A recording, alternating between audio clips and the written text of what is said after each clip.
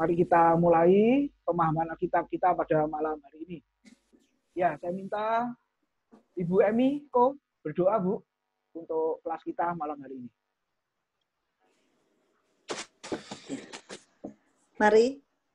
Mari sama-sama kita berdoa.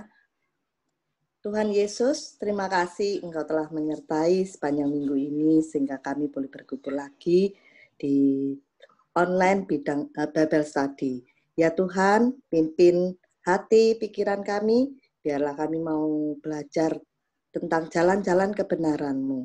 Dan Roh Kudus sendiri yang memampukan kami Tuhan untuk boleh tidak hanya mendengar, memikirkan, tapi dapat melakukannya. Karena kami tahu Tuhan, jalan-jalan kebenaran ini adalah jalan-jalan kehidupan bagi kami. Dan kami mau terus mengikuti teladan dari Tuhan Yesus sendiri, yaitu mempunyai kasih terhadap sesama. Hanya ke dalam tangan-Mu lah kami berdoa dan mengucap syukur. Haleluya, amin. Amin. Ya, makasih Bu. Amin. Ya, Bapak Ibu Saudara, malam hari ini kita melanjutkan pembahasan kita 2 Korintus pasal 7, Bapak Ibu. Ya, ayat 2 sampai dengan ayat yang ke-16. Nah, Bapak Ibu, di dalam 2 Korintus pasal 7 ini, kalau kita baca, Bapak Ibu, itu permohonan Paulus yang istilahnya klimaks ya, atau puncaknya. Kenapa? Karena di ayat 2 dia berkata, terimalah kami. Seperti itu ya, terimalah kami. Nah, Bapak Ibu, kita boleh melihat kenapa sampai seperti itu. Nah, kalau kita lihat pasal 7 ayat 2 sampai 16 itu, Bapak Ibu Saudara, saya bagi 4 pada malam hari ini ya. Bagian pertama, berilah tempat bagi kami. Lalu penderitaan yang menghibur dan memberi sukacita. Lalu yang ketiga, peranan Titus. Lalu yang keempat, duka cita menurut kehendak Allah. Nah, ini yang kita mau renungkan, kita akan pelajari bersama-sama pada malam hari ini. Nah, ayat 2 dan 3, kita mulai bagian pertama, yaitu saya beri subjudul, berilah tempat bagi kami. Nah, saudara-saudara, ayatnya berbunyi demikian. Berilah tempat bagi kami di dalam hati kamu. Kami tidak pernah berbuat salah terhadap seorang pun, tidak seorang pun yang kami rugikan, dan tidak dari seorang pun kami cari untung. Nah, terjemahan lama mengatakan berilah tempat itu bukakanlah. Ya, lalu terjemahan literalnya berilah ruang. Nah, kenapa sampai Paulus itu memohon seperti itu, Bapak Ibu Saudara? Nanti kita akan renungkan bersama-sama. Nah, bahasa Indonesia sehari-hari mengatakan sambutlah kami di dalam hatimu. Kami tidak bersalah kepada seorang pun dan tidak pernah ada orang yang kami rugikan. Kami sama sekali tidak mengeruk keuntungan dari siapapun juga.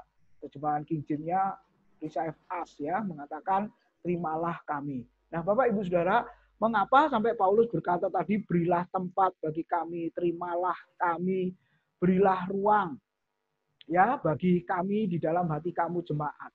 Kalau Bapak Ibu kita sudah belajar pasal-pasal sebelumnya, nah isunya di surat 2 Korintus itu kan Paulus itu ditolak, Bapak Ibu Saudara. Padahal Paulus sudah memberikan bukti ya di dalam pelayanannya, kesungguhan hatinya seperti itu. Tapi masih juga belum diterima sepenuhnya oleh jemaat.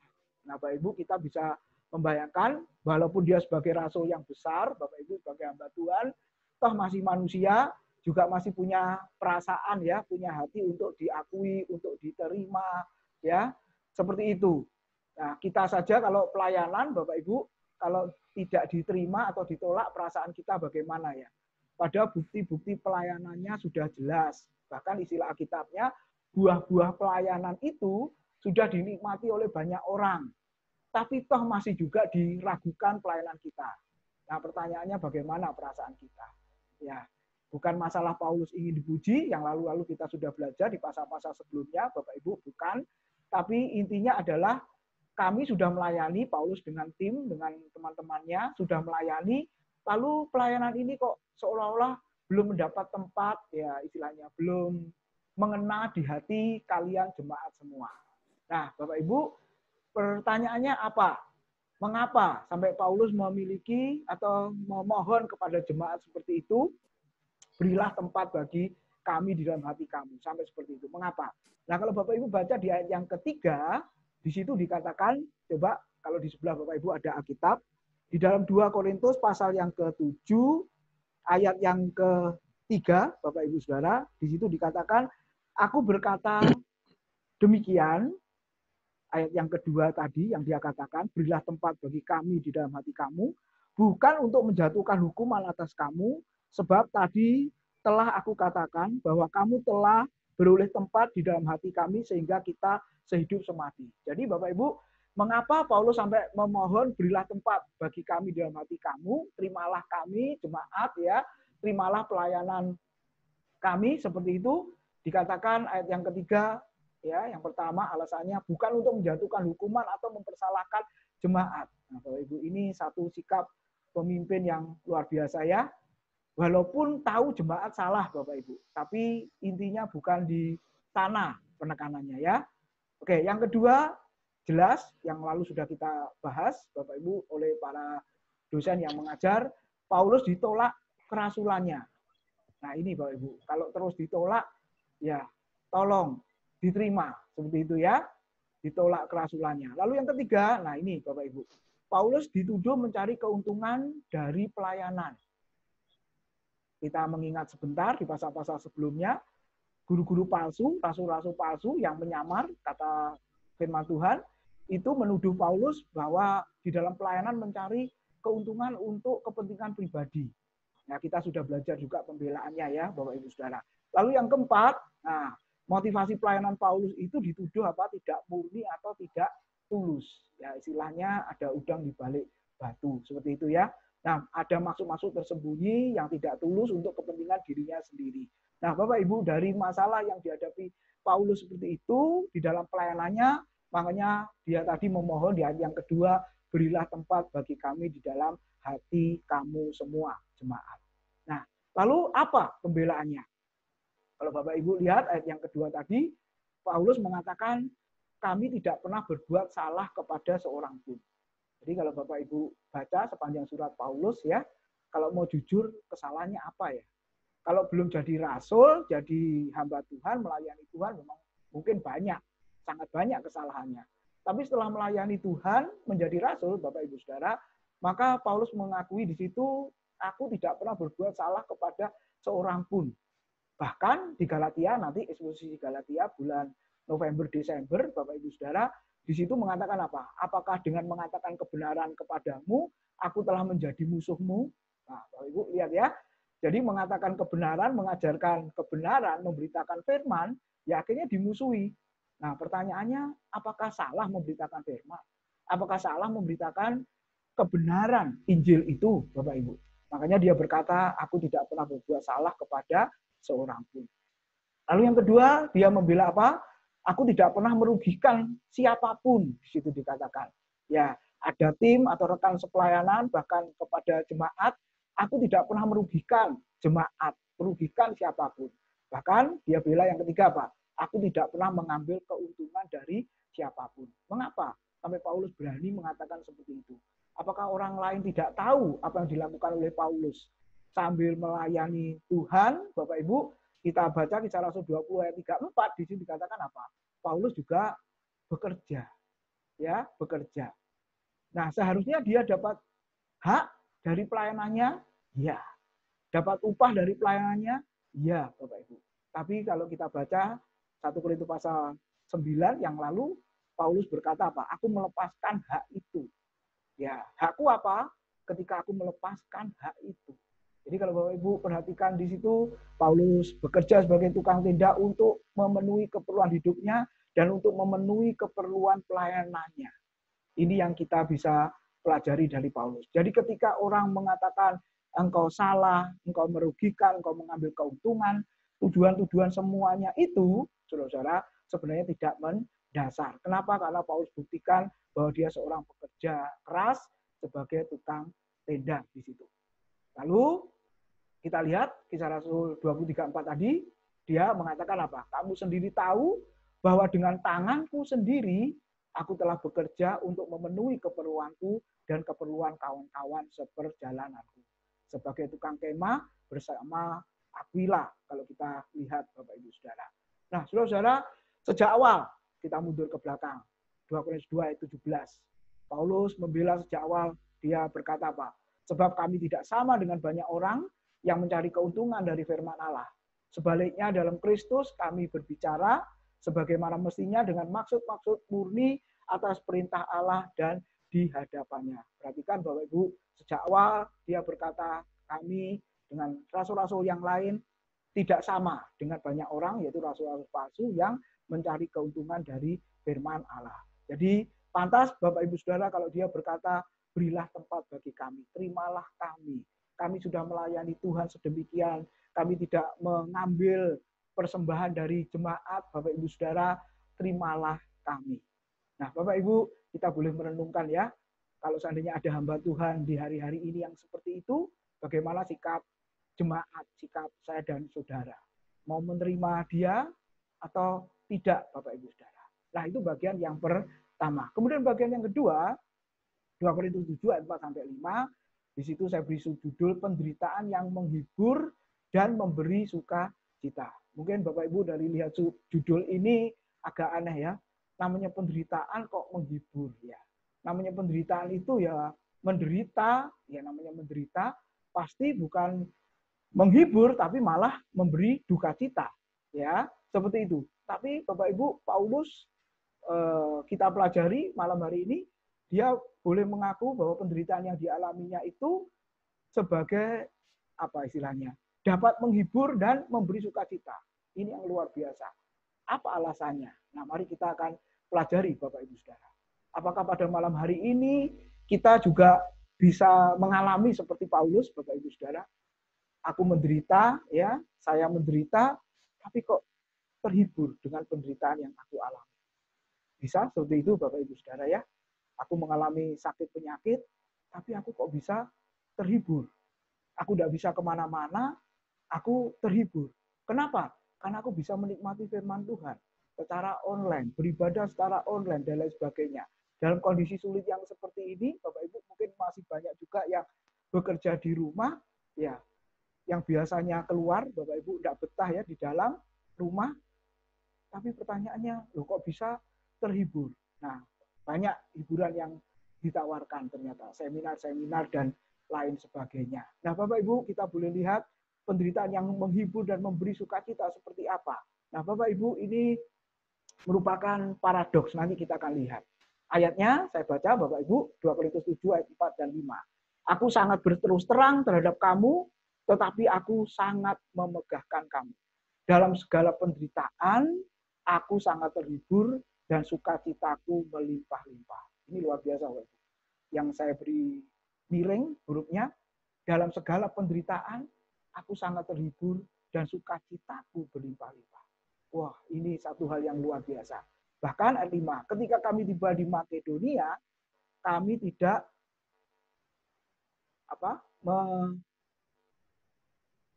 beroleh ketenangan bagi tubuh kami. Terjemahan lain, daging kami tidak mendapat ketenangan, tubuh kami tidak mendapat ketenangan. Di mana-mana kami mengalami kesusahan dari luar pertengkaran dan dari dalam ketakutan. Kita sudah lihat di pasal 4 dan pasal 6, Bapak Ibu, yang sudah dibahas kemarin ya. Kita boleh lihat di situ, di mana-mana kami mengalami kesusahan dari luar pertengkaran dan dari dalam ketakutan. Dari luarnya itu apa? Ya, penderitaan secara fisik yang kita sudah pelajari, dan dari dalam adalah ketakutan, yaitu jemaat yang belum bisa menerima kehadiran Paulus, belum bisa menikmati pelayanannya Paulus.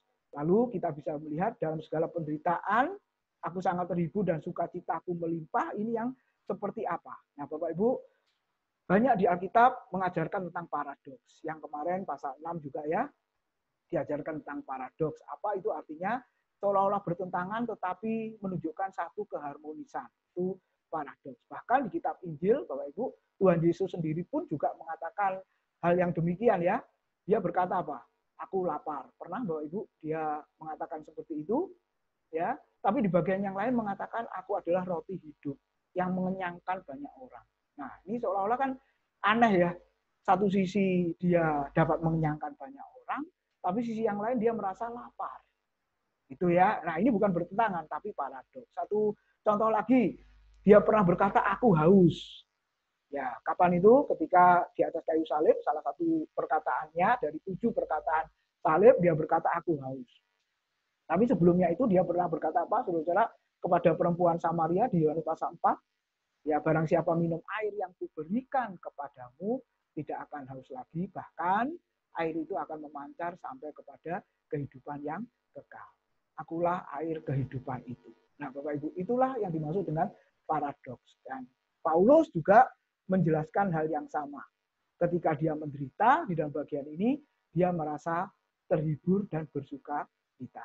Coba kita baca 2 Korintus 4 ayat 8 sampai 10. Di situ dikatakan, nah ini paradoks yang kemarin sudah disampaikan oleh Pak Bambang kalau nggak salah ya. Dalam segala hal kami ditindas namun tidak terjepit. Nah ini paradoksnya Bapak Ibu ya. Kami habis akal namun tidak putus asa. Ya, kami dianiaya namun tidak ditinggalkan sendirian. Kami dihempas namun kami tidak binasa.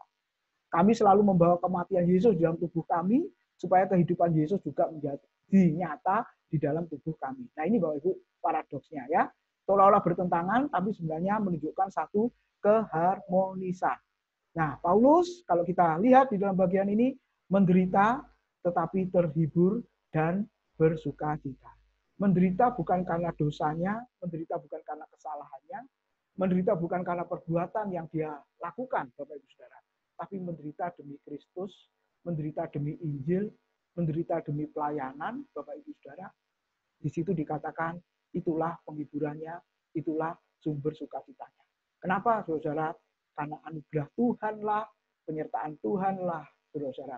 Ya, pemeliharaan Tuhanlah yang terus ada di dalam kehidupan pelayanan Paulus dan malam hari ini juga ada di dalam pelayanan kita semua. Jadi Bapak Ibu yang sudah melayani Tuhan, ya mungkin kita juga menderita, tapi biarlah malam hari ini kita boleh merenungkan satu bagian. Kalau menderita demi pelayanan, menderita demi Kristus, menderita demi Injil, Bapak Ibu Saudara, maka Injil yang adalah kekuatan Allah, sumber penghiburan, sumber kekuatan, sumber pertolongan, biarlah itu menghibur kita, menghibur pelayanan kita, Bapak Ibu.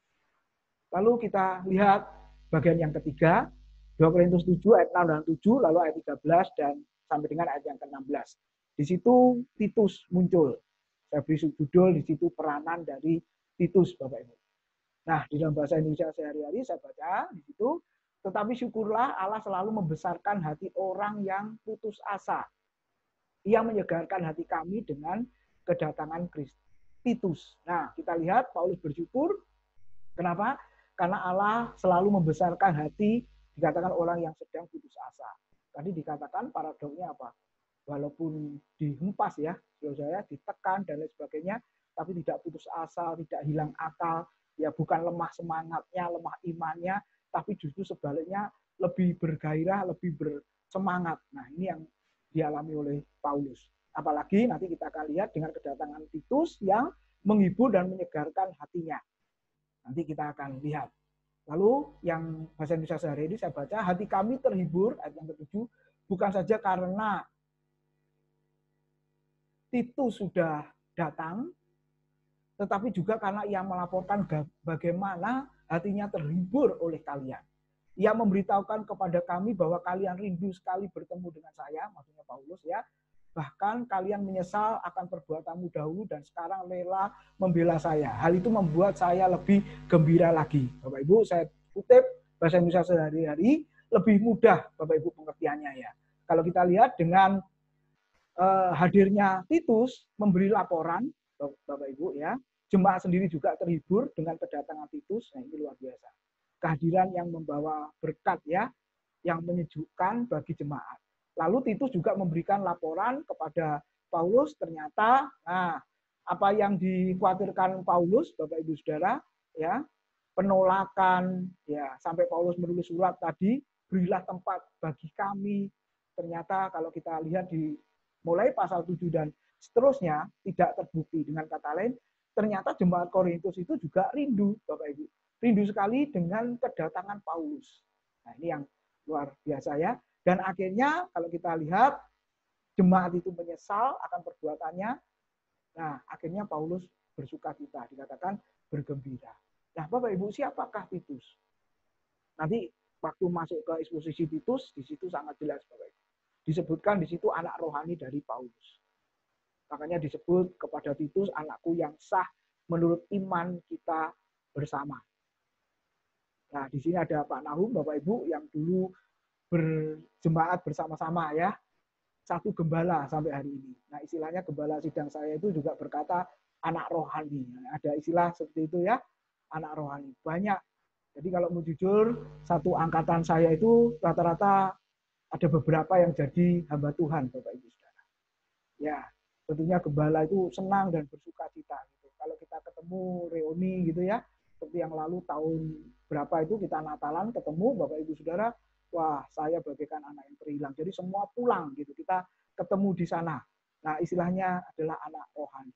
Nah demikian juga kalau kita lihat di situ, Titus dikatakan oleh Paulus, anakku yang sah menurut iman kita bersama. Itu 1 ayat 4 dan ayat 4a.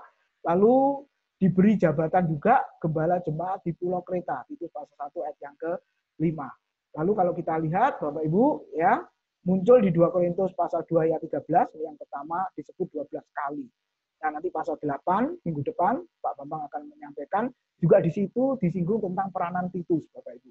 Di kitab Galatia, 2 Timotius dan Titus muncul, nah pekerjaannya sebagai penginjil dan gembala, dan terakhir disebut di Titus pasal 1 ayat yang keempat. Nah, kalau kita lihat, Paulus mengalamatkan surat di perjanjian barunya kepada Titus. Jadi salah satu tugas Titus adalah membawa surat itu untuk disampaikan kepada jemaat-jemaat. Nah, kalau kita lihat, Bapak Ibu di kitab Titus, pelayanannya ya secara cepat saja, menegur orang Kreta yang hidupnya tidak tertib, menolak semua bidat dan memperingatkan guru palsu, memberitakan pengajaran yang sehat, menghindari untuk berpikir yang sifatnya kebodohan, memacu dengan semua kewibawaan, bertemu dengan Rasul di Nikopolis, menolong Zenas dan Apolos dalam perjalanan. Kalau Bapak Ibu lihat sebagai tim pelayanan, maka itulah yang dilakukan oleh Titus dan juga yang lainnya, menolong hamba-hamba Tuhan di dalam pelayanan misi. Nah, tadi dikatakan kedatangan Titus ternyata sangat menghibur dan menguatkan hati Paulus. Seperti apa? Nah, Bapak Ibu, peranannya yang pertama, Titus memberitahukan kepada Paulus bahwa jemaat rindu bertemu Paulus.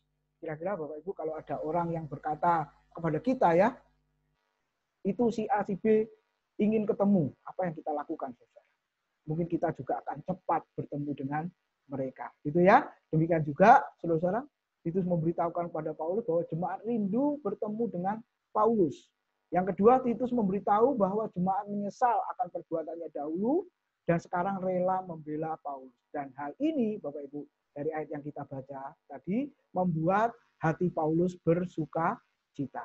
Lalu pasal 8, kita boleh belajar, Titus mengatur pengumpulan persembahan untuk orang miskin di Yerusalem. Titus yang terakhir sebagai perantara antara jemaat dan Paulus. Pertanyaannya malam hari ini, adakah saya dan saudara yang dapat bertindak seperti Titus, Bapak Ibu Saudara? Kehadirannya boleh menguatkan, kehadirannya boleh membuat sukacita banyak orang, Bapak Ibu Saudara, memberi semangat, kekuatan kepada banyak orang. Ini yang luar biasa. Dari khotbah dan pelayanannya boleh menjadi berkat bagi banyak orang. Nah, itulah pelayanan dari Titus di akhir zaman ini. Lalu yang terakhir, yang keempat, Bapak Ibu, pasal 7, 2 Korintus ayat 8 sampai 12. Di situ saya beri judul duka cita menurut kehendak Allah. Ya, yang seperti apa? Coba ayatnya saya baca saja. Diulang-ulang minimal 3 kali kalau Bapak Ibu membaca di situ ada pernyataan duka cita menurut kehendak Allah. Coba saya baca 2 Korintus 7 mulai yang ke-8. Jadi meskipun aku telah menyedihkan hatimu dengan suratku itu, namun aku tidak menyesalkannya. Memang pernah aku menyesalkannya, karena aku lihat bahwa surat itu menyedihkan hatimu, kendati pun untuk seketika saja lamanya. Yang seperti apa, Bapak Ibu? Waktu Paulus menulis surat, telah menyedihkan hati dari jemaat. Nanti kita akan lihat, Bapak Ibu. Terutama tegurannya, terutama nasihatnya, seperti itu ya. Nah, jemaat juga merasa sedih ketika ditegur dengan surat-surat itu. Dan juga jemaat-jemaat yang lain kalau kita mempelajarinya. Lalu ayat yang ke-9, Namun sekarang aku bersuka cita, bukan karena kamu telah berduka cita, melainkan karena duka citamu membuat kamu bertobat.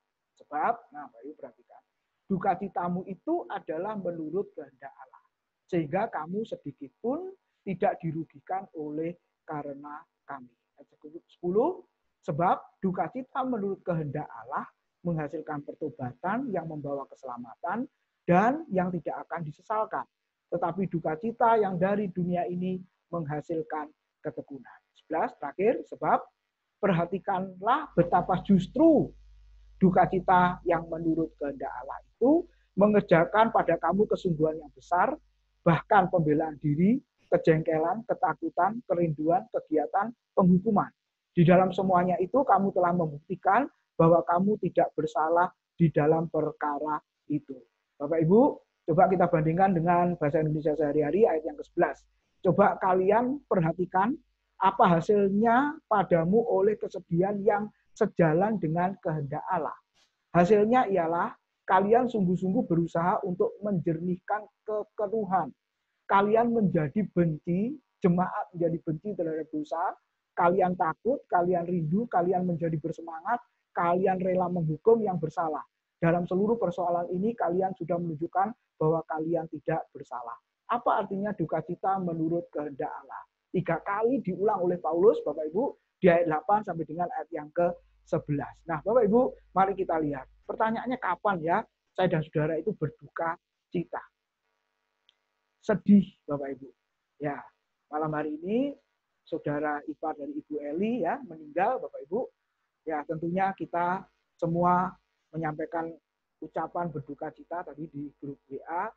Mungkin ada yang japri juga, Bapak Ibu Saudara. Nah, kapan? Ketika ada kematian saudara kita yang kita kasihi, kita berduka cita. Betul ya? Ketika kita kehilangan uang, benda, atau materi, Bapak Ibu, kita berduka cita. Apalagi masa-masa sulit yang seperti ini, Bapak Ibu, banyak orang yang berduka cita, kehilangan pekerjaan, ya, kehilangan gajinya, maksudnya dipotong. Nah, Bapak Ibu Saudara ya, separuh dan lain sebagainya. Rekan-rekan hamba Tuhan juga WA saya, dia mengeluh dan berkata, saudara, ini corona ini keterlaluan katanya.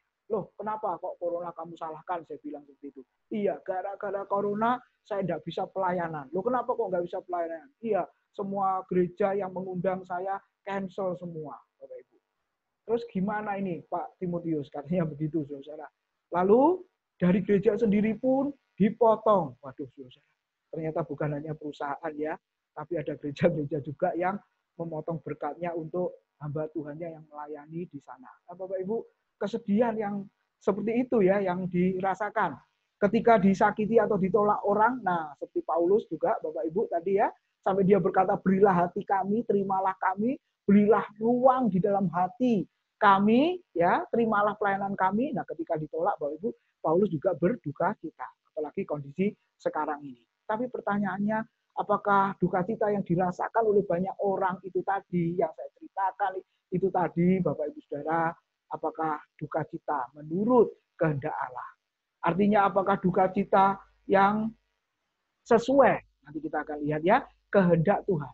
Apakah duka cita yang dikehendaki oleh Tuhan?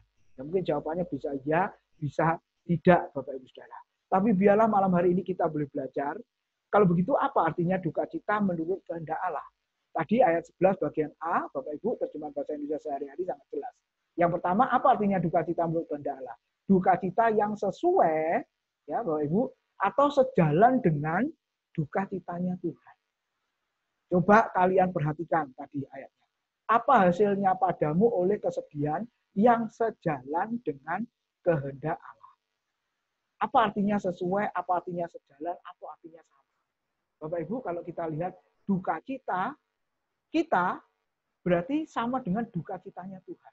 Oh, ini yang luar biasa. Kesedihan yang dialami oleh orang Kristen, yang dialami oleh jemaat, saudara, itu sesuai atau sejalan atau sama dengan kesedihan yang dialami oleh Tuhan. Nah, itu yang dikatakan duka cita menurut kehendak Tuhan. Nah, apa maksudnya? Ada contoh beberapa di Alkitab. Yang pertama, Bapak Ibu, Yesus pernah marah di bait Allah. Dia pernah sedih ketika masuk di dalam bait Allah. Bapak Ibu baca Yohanes 2 ayat 13 sampai 25 dan juga ayat paralelnya, Bapak Ibu. Kenapa dia sedih? Dia berkata apa? Ya, rumahku kau jadikan sarang penyamuk. Ya. Jadi bait Allah di mana Allah hadir, Allah berdiam di situ, sekarang kamu jadikan sarang penyamuk. Lalu dia pernah berkata, cinta untuk rumahmu telah menghanguskan aku. Artinya apa? Yesus terhadap rumah Tuhan, terhadap bait Allah itu, saudara, punya ya semangat, punya gairah yang seperti itu, seperti api yang menyala, Bapak Ibu ya, seperti yang terbakar seolah-olah seperti itu. Kenapa? Karena itu bait Allah, karena itu rumah Allah. Tapi lihat Bapak Ibu, Yesus sedih dan sekaligus dia marah, saudara. Akhirnya kita mengatakan dia mengusir, ya bukan hanya mengusir, dia mencambuk, Bapak Ibu, memukul ya orang-orang yang berjualan di sana. Nah, kita boleh lihat Yesus marah, kira-kira Allah yang empunya bait Allah marah apa tidak? Ya namanya bait Allah, rumah Allah, yang punya Allah, di mana Allah hadir, saudara, dia marah, Yesus marah. Nah, hamba Tuhan marah, Allah juga marah. Apa artinya, saudara? Tidak bisa melihat sedikit dosa, kita marah, saudara. Ya, demikian juga Allah kita marah. Begitu ya. Nah, contoh yang kedua, Musa, Bapak Ibu. Pernah marah juga. Keluaran 32 yang ke-19. Nah, kalau kita lihat Musa marah, Tuhan juga marah, saudara. Coba ayatnya kita baca. Nah, itu saya kasih gambarnya. Musa ketika marah, 2 loh batu, Bapak Ibu Saudara, yang Alkitab berkata ditulis oleh jari Tuhan, ya, dari surga asalnya. Oh, ini luar biasa ya. Ditulis oleh jari Tuhan sendiri. Berbahagia Musa bisa melihat tulisan tangan dari Allah, Bapak Ibu Saudara ya.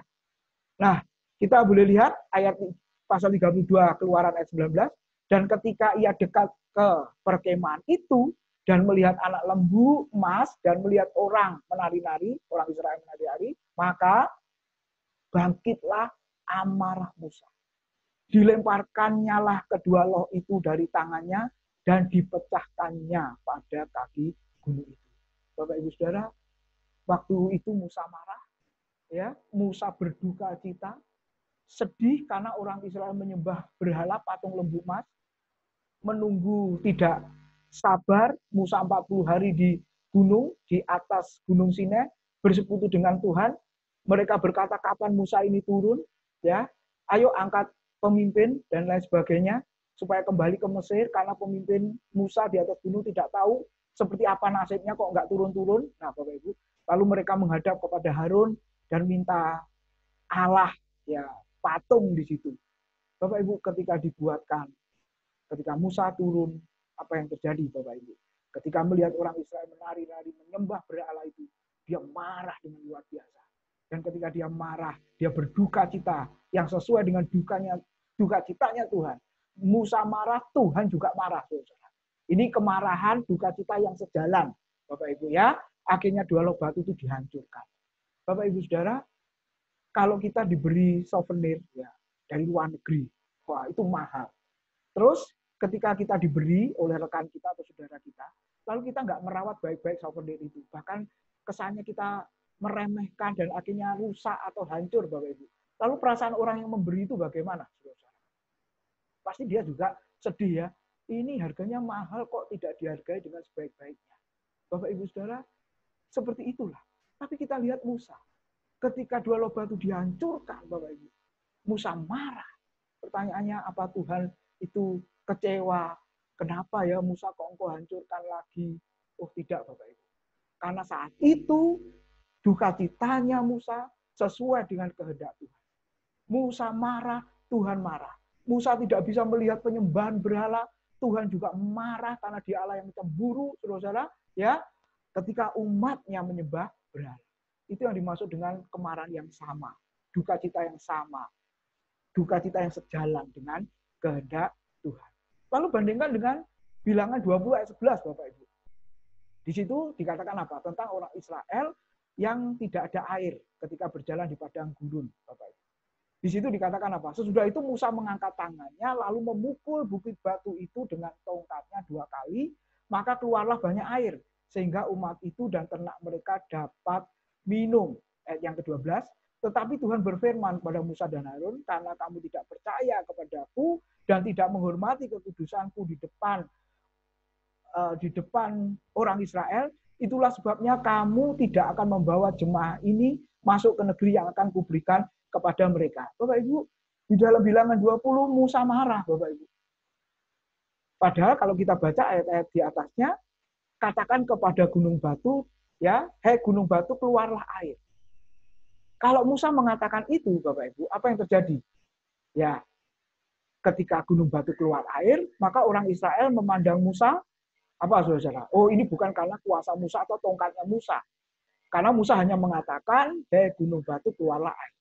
Tapi Bapak Ibu, kita boleh belajar, Alkitab mengajarkan kepada kita, Musa tidak hanya mengatakan, hei gunung batu keluar air, tapi dia juga memukul bukit batu itu dengan tongkatnya 2 kali.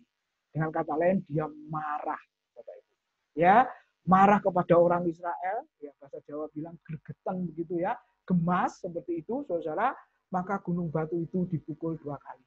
Nah, ketika dia memukul gunung batu 2 kali dan keluar air, apa yang terjadi, saudara?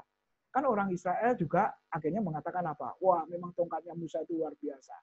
Yang pernah dia pakai mengeringkan laut, ya itu ya Bapak Ibu ya, pengalaman-pengalaman yang seperti itu bahkan sebelumnya ketika dites, diuji dengan dukun-dukun, tukang-tukang sihir di Mesir, Bapak Ibu, dan tongkatnya Musa berubah menjadi ular. Wah, itu hal yang luar biasa. Ya, sakti sekali istilahnya tongkat itu. Tapi Bapak Ibu lihat, apa yang dikatakan Tuhan. Kali ini Bapak Ibu, Musa marah, Tuhan nggak marah. Ya, dalam arti apa? Ayat yang ke-12 di situ, karena kamu tidak percaya kepada kekudusanku, percaya kepadaku, dan tidak menghormati kekudusanku. Jadi Bapak Ibu, kali ini marahnya Tuhan dengan marahnya Musa tidak sejalan. Nah Bapak Ibu, pertanyaan yang kita renungkan malam hari ini, banyak mana Bapak Ibu? Perasaan kita yang sama dengan perasaannya Tuhan, atau perasaan kita yang berbeda dengan perasaannya Tuhan? Kalau Musa di satu bagian sama, sejalan dengan perasaannya Tuhan. Tapi kali ini berbeda sama sekali. Ya, Musa marah karena orang Israel menyembah berhala. Musa membenci dosa, tidak senang dengan dosa, dan Tuhan juga tidak senang dengan dosa. Tuhan juga membenci penyembahan berhala. Sama, Bapak Ibu. Tapi satu bagian itu saja yang dijelaskan Alkitab. Tapi di bagian yang lain kok kita tidak pernah menemukan lagi. Nah, demikian juga pada malam hari ini, Bapak Ibu Saudara, apakah kita punya perasaan yang sama, memiliki perasaan yang sesuai, sejalan dengan perasaannya Tuhan? Lalu rahasianya apa? Kok bisa sama sejalan? Sederhana, Bapak Ibu. Di dalam kitab Keluaran pasal 20, kalau kita baca Musa di atas Gunung Sinai ya, atau pasal berapa itu, 40 hari berbicara, bercakap-cakap dengan Tuhan. Luar biasa. Selama 40 hari dalam keadaan puasa, dikatakan Alkitab, Musa mendapatkan firman Tuhan. Maka firman itu pasti memenuhi hati dan pikirannya. Lalu ketika firman itu sudah memenuhi hati dan pikiran, Bapak Ibu, pasti akan memiliki perasaan yang sama dengan perasaannya Tuhan. Dan kalau perasaan sudah sama dengan perasaannya Tuhan, pasti perbuatannya akan sesuai dengan kehendak Tuhan. Oleh sebab itu berbahagialah Bapak Ibu malam hari ini yang ikut kelas pemahaman Alkitab, biarlah hati dan pikiran kita dipenuhi dengan firman, supaya ketika kita penuh dengan firman, bagikan Musa di atas gunung 40 hari, saudara, Tuhan berbicara dan kita mendengarkannya melalui hamba-hamba Tuhan yang mengajar, maka kita akan peka, memiliki perasaan yang sama dengan perasaan Tuhan. Dan pasti kalau perasaan kita sama dengan perasaan Tuhan, pasti perbuatan kita akan sama dengan perbuatannya Tuhan. Jadi Bapak Ibu, kita bandingkan Keluaran 32, 19 dan Bilangan 20, 11, 12. Bedanya apa? Kalau di kitab Keluaran 32, 19, perasaannya sejalan, sama dengan perasaan Tuhan. Tapi yang Bilangan 20, 11, 12, Musa punya perasaan yang tidak sama, tidak sejalan dengan perasaannya Tuhan. Dan itu yang dikatakan Alkitab, akhirnya Musa dikatakan tidak percaya kepada Tuhan dan tidak menghormati kekudusan Tuhan di depan mata orang Israel. Lalu bagaimana dengan Paulus? Ketika tadi dia menuliskan duka cita menurut kehendak Allah. Bapak Ibu, ternyata di dalam surat-suratnya, Paulus memang pernah menegur dengan keras, saudara-saudara, supaya jemaat itu bertobat. Ya, Coba kita mundur di 1 Korintus 4 ayat 21. Dia berkata seperti ini di dalam suratnya. Apakah yang kamu kehendaki, jemaat Korintus? Haruskah aku datang kepadamu dengan cambuk atau dengan kasih dan dengan hati yang lemah lembut? Kenapa, saudara? Karena pasal 5 kita lihat ada salah satu jemaat yang hidup kumpul dengan ibu tirinya.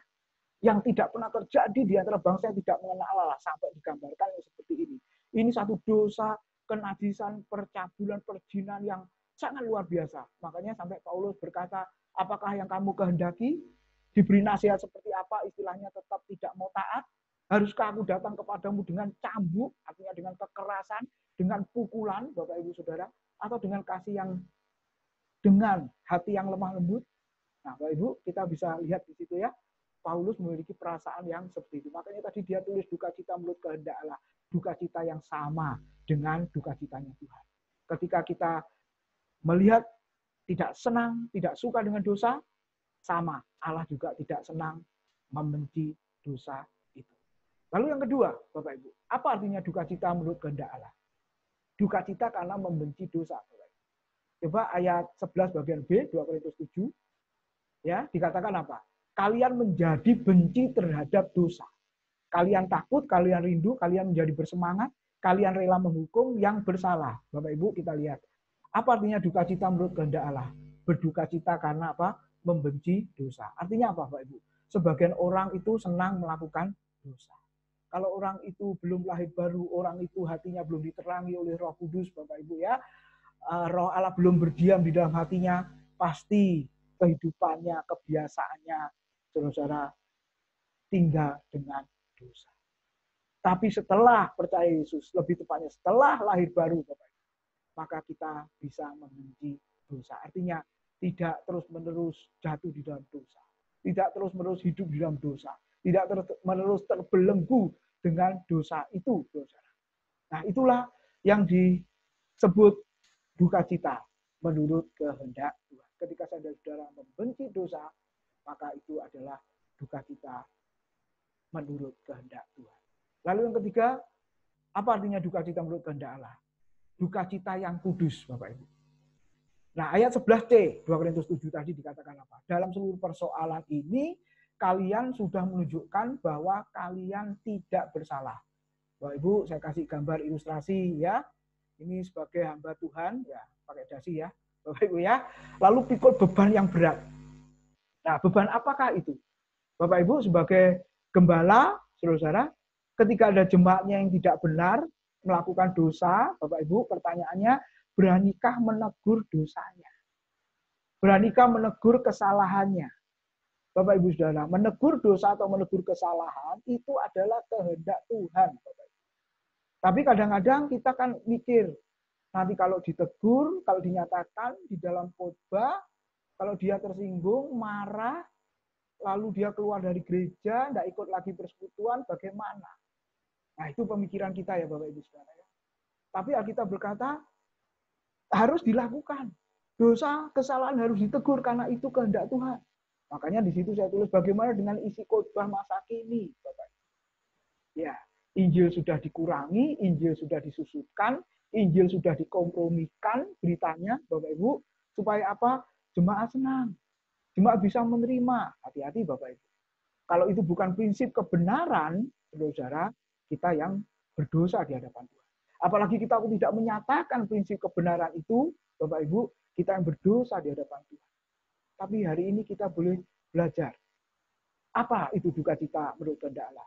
Duka cita yang kudus, yaitu berani menegur dosa, berani menegur kesalahan, walaupun resikonya apa, saudara, dia keluar dari gereja kita, dari persekutuan kita.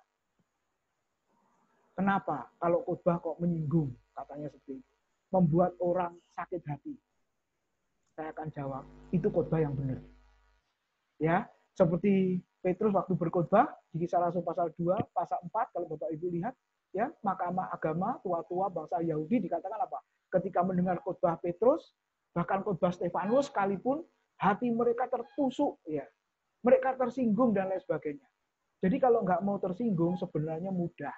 Kalau tidak mau sakit hati dengan khotbah, sebenarnya mudah. Apakah itu? Jawabannya satu, bertobatlah. Kalau jemaat tidak mau bertobat, saudara, kena khotbah ini itu, ya pasti tersinggung, saudara. Tapi kalau tidak mau tersinggung, jawabannya hanya satu, yaitu bertobatlah. Itulah duka cita yang kudus. Terus berani menegur dosa dan kesalahan karena itu merupakan kehendak Allah. Sedikit lagi, Bapak Ibu, yang keempat, apakah duka cita menurut kehendak Allah? 2 Petrus pasal 2 ayat 7 dan 8. Mari Bapak Ibu kita lihat sebentar. 2 Petrus pasal yang ke-2 ayat 7 dan 8. Di situ dikatakan 2 Petrus 2 ayat 7 dan 8. Tetapi ia, yaitu Allah, menyelamatkan Lot, orang yang benar, yang terus-menerus menderita oleh cara hidup orang-orang yang tidak mengenal hukum dan yang hanya mengikuti hawa nafsu mereka saja. 8. Sebab orang benar ini, yaitu Lot, tinggal di tengah-tengah mereka dan setiap hari melihat dan mendengar perbuatan-perbuatan mereka yang jahat itu, sehingga jiwanya yang benar itu tersiksa. Artinya apa, saudara? Duka cita menurut kehendak Allah adalah duka cita karena melihat dunia yang jahat. Tinggal di tengah-tengah lingkungan yang jahat. Tadi firman Tuhan mengatakan Lot jiwanya tersiksa. Hatinya tersiksa. Batinnya tersiksa. Bapak Ibu Saudara, kenapa kok sampai seperti itu? Kalau kita mundur di Kejadian, pasal yang ke-13, Bapak Ibu ya, mundur ke belakang. Lot itu tinggal di tengah-tengah kota Sodom dan Gomora. Kalau kita baca kisah itu, Bapak Ibu, orang-orang Sodom dan Gomora bagaimana? Amoral, ya, amoral. Bahkan kedua anaknya Lot pun juga dikatakan, saudara, diberikan pakailah, katanya seperti itu ya, kepada orang-orang laki-laki Sodom yang datang, Bapak Ibu Saudara. Nah, kita boleh melihat di tengah dunia yang amoral, di tengah dunia yang jahat, saudara, tetap hidup benar. Tadi dikatakan Lot tinggal, dikatakan Alkitab, Lot orang benar itu tinggal di tengah-tengah Sodom dan Gomora yang jahat, yang amoral. Tapi yang unik di situ adalah Lot tidak terpengaruh. Bapak Ibu. Mungkin kalau konteks sekarang, saudara-saudara, kita benar sendiri, kalau tidak kuat imannya, katanya ya, pasti akan terjerumus, pasti terpengaruh, Pak. Mungkin begitu, saudara. Pasti ikut ke sana, terbawa arus ke sana. Tapi Bapak Ibu, kita boleh belajar Lot, saudara-saudara, yang akhirnya diselamatkan itu ya, saudara-saudara. Kita boleh lihat kenapa? Karena dia sedih, dikatakan jiwanya tersiksa, batinnya menderita. Menjerit, kenapa lingkungan ini berdosa, dunia ini sangat jahat. Ya, kita boleh lihat, saudara-saudara. Walaupun ya akhirnya dia gagal ya mendidik anaknya dan sebagainya. Tapi di tengah-tengah Sodom itu tetap dia hidup benar. Bapak Ibu Saudara, bukankah dunia yang kita tinggalin ini sama ya, bagaikan Sodom dan Gomora. Segala macam dosa ada. Kalau kita lihat berita, Bapak Ibu, pasti ada yang namanya kejahatan ya, dosa-dosa kesalahan yang diberitakan, pasti ada. Apalagi di dunia maya, Bapak Ibu Saudara ya, di media sosial dan lain sebagainya. Ya, banyak kejahatan seperti itu. Pertanyaannya, apakah kita memiliki duka cita, kesedihan yang sama seperti Lot, kesedihan yang sama seperti Tuhan, yang sejalan dengan duka citanya Tuhan. Nah, saya harap saya dan saudara sebagai orang Kristen, kita juga memiliki perasaan yang sama. Duka cita, sedih melihat dunia yang jahat. Bagaimana langkah kita? Sekedar mendoakan saja, mengubah dunia ini dengan hidup benar, memberitakan yang benar dan lain sebagainya, itu harus kita lakukan. Lalu yang terakhir, Bapak Ibu, apa duka cita menurut kehendak Allah? Duka cita karena ada orang saudara yang belum mengenal Kristus. Saya baca bagian yang terakhir, Roma 9 ayat 1 sampai dengan ayat yang ketiga, Bapak Ibu. Di situ dikatakan Roma 9 ayat 1 sampai 3. Paulus mengatakan seperti ini. Aku mengatakan kebenaran dalam Kristus, aku tidak berdusta. Suara hatiku turut bersaksi dalam Roh Kudus bahwa aku sangat berduka cita dan selalu bersedih hati. Bahkan aku mau terkutuk dan terpisah dari Kristus demi saudara-saudaraku, kaum sebangsaku secara jasmani. Ayat yang kedua dikatakan bahwa aku sangat berduka cita dan selalu bersedih hati. Artinya apa, saudara? Paulus berduka cita karena saudaranya, kaum sebangsanya, bangsa Israel, belum mengenal Kristus. Itulah duka cita yang kudus. Itulah duka cita menurut kehendak Allah. Bagaimana perasaan kita ketika ada saudara kita yang belum mengenal Kristus sebagai Tuhan dan Juru Selamat? Saya berharap malam hari ini Bapak Ibu Saudara, mungkin ada keluarga kita, saudara kita, rekan kita, ya, teman kita, siapapun yang belum mengenal Tuhan, Bapak Ibu Saudara, biarlah kita memiliki duka cita seperti Paulus. Itulah duka cita yang kudus. Ingat, ada satu pelayanan yang mudah sebenarnya, yaitu Andreas. Tugasnya apa? Pelayanannya membawa orang kepada Yesus. Kalau Bapak Ibu baca Yohanes 1, 40, 42, 6, dan pasal 12, Andreas itu membawa siapa yang pertama? Saudaranya Simon Petrus. Yang kedua membawa anak kecil. Dan yang ketiga membawa beberapa orang Yunani untuk datang kepada Yesus. Luar biasa. Mungkin kita tidak bisa ngomong katanya, ya, tidak lancar berbicara. Tapi Bapak Ibu ada satu pelayanan yang indah, yaitu membawa orang datang kepada Tuhan. Lalu yang paling akhir ayat 16, Paulus berkata, aku bersuka cita sebab aku dapat menaruh kepercayaan kepada kamu dalam segala hal. Bapak Ibu Saudara, penghiburan sejati itu ketika dapat bersuka cita dalam segala hal.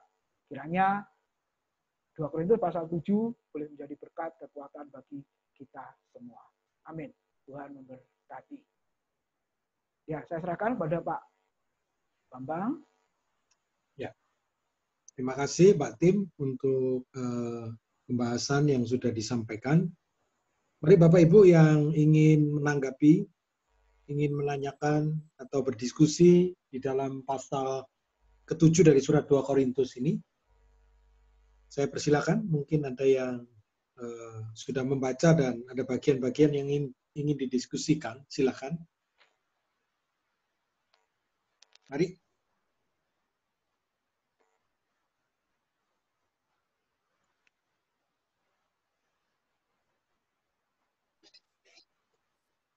Mari saya persilakan. Tentang penderitaan yang menghibur, tentang duka cita menurut kehendak Allah, atau pengalaman-pengalaman yang pernah dijalani dalam pelayanan atau bergereja dan lain sebagainya. Saya persilakan.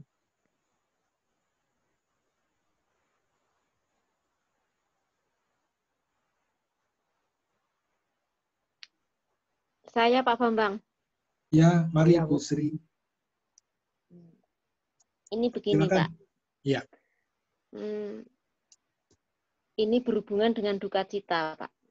Ya. Beberapa tahun yang lalu, atau 1 atau 2 tahun yang lalu, itu paman saya meninggal. Ya. Dia belum dalam Tuhan. Waktu itu ibu saya, satu-satunya di antara 4 bersaudara yang sudah menerima Tuhan Yesus, itu dia menangis. Ya. Dia ngomong begini ke saya. Walah, Sri, di sini sengsara, di sana nanti juga dia akan lebih sengsara. Dan sudah berkali-kali, Pak, kami memberitakan Injil kepada dia, ibu saya juga, suami saya sendiri, kakak ipar saya, itu bahkan anaknya sendiri yang sudah di dalam Tuhan itu mengajak dia untuk datang kepada Tuhan, tetapi dia menolak. Ketika dia meninggal dalam keadaan tepatnya tidak menerima Tuhan Yesus dan ibu saya menangis, itu saya ngomong begini, Pak. Ya. Satu hal yang harus kita ingat adalah bahwa Allah kita itu Allah yang memilih. Selama ini kita sudah berkali-kali memberitakan Injil kepada dia. Tetapi sampai akhir hidupnya, dia tetap menolak. Dan sebelum dia meninggal, dia sudah tidak bisa mengatakan apapun, bahkan untuk melek pun dia sudah kesulitan. Itu kakak saya, kakak kandung saya yang perempuan itu mengatakan begini, Pak Lek, mau ndak menerima Tuhan Yesus sebagai Tuhan dan Juru Selamat secara pribadi? Dia sudah tidak bisa merespon, Pak. Sampai akhirnya ketika ibu menangis itu saya ngomong begini, kita tidak tahu apakah kakak saya itu memberitakan Injil kepada dia itu dia menerima atau tidak? Itu tidak ada yang tahu, Pak. Tapi akhirnya saya katakan begini kepada ibu saya. Allah kita itu Allah yang memilih. Kalau memang Tuhan tidak memilih dia, kita tidak bisa memaksa. Tapi kalau sebelum akhir hidupnya ketika kakak itu memberitakan Injil kepada dia dan dia menerima sekalipun dia sudah tidak bisa merespon, kita juga tidak tahu. Jadi lebih baik tidak usah menangis. Saya katakan begitu Pak pada ibu saya. Bagaimana? Terima kasih. Ya. Silakan Pak Tim, ada. Ya, tadi yang terakhir apa ya? Nggak kedengaran yang terakhir tadi. Yang pertanyaannya. Begini yang terakhir, Pak. Bu, kalimat terakhir tadi nggak dengar. Intinya apa? Intinya yang belakang tadi yang sempat hilang tadi.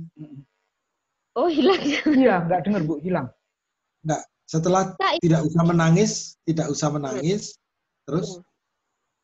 Saya mengatakan begini, kalau memang Tuhan tidak memilih dia,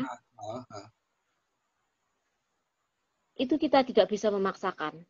Dan kita juga tidak tahu apakah ketika kakak saya yang datang dan mengajak dia untuk menerima Tuhan itu dia mau menerima atau tidak.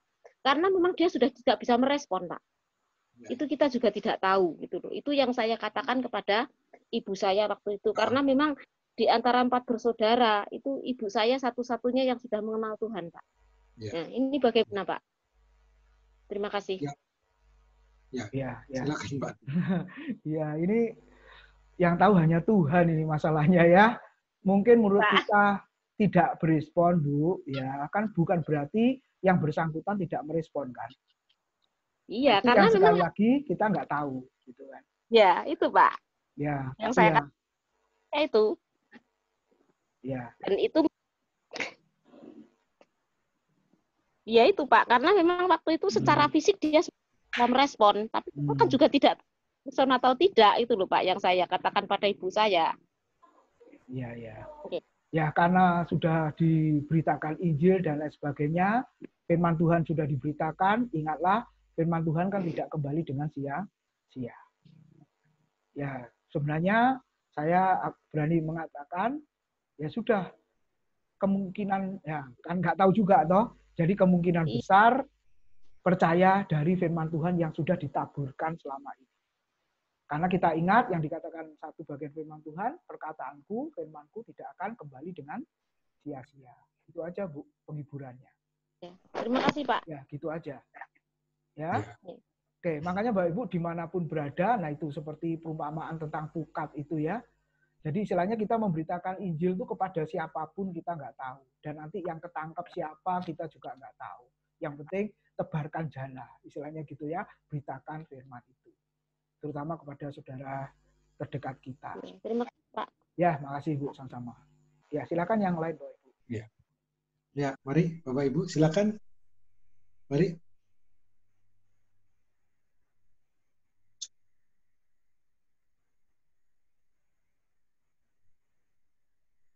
Ya, cukup jelas atau bingung Bapak Ibu? Nah, yang bingung yang mana itu loh. Saya mau tanya. Halo? Pak Eki. Ya. Oh, ya. Iya. Yuk, Pak. Jelas ya suara saya? Jelas, ya. Oke, saya mau tanya, tadi dikatakan duka cita yang menurut kehendak Allah. Kemudian diberikan 5 bagian ya. Ya. Apa saja duka cita yang menurut kehendak Allah itu. Nah, pertanyaan saya, bagaimana kita membedakan yang mana duka cita itu menurut kehendak Allah itu yang mana? Apakah cukup dengan 5 itu saja atau ada yang lain?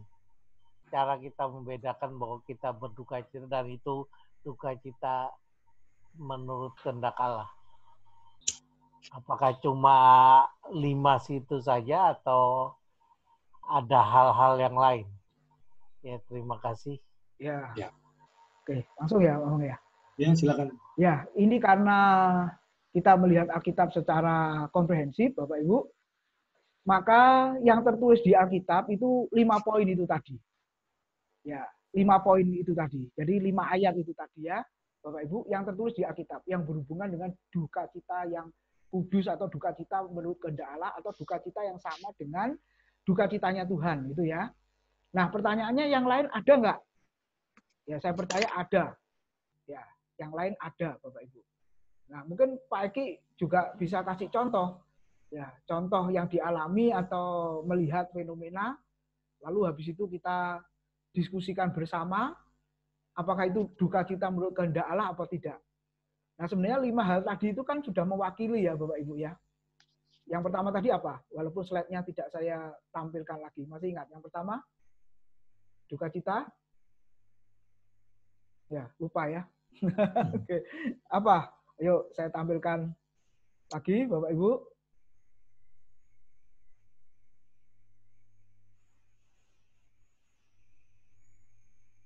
Nah, itu ya, yang sama dengan duka citanya Tuhan. Terus yang kedua, membenci dosa. Gitu ya, itu merupakan duka cita juga.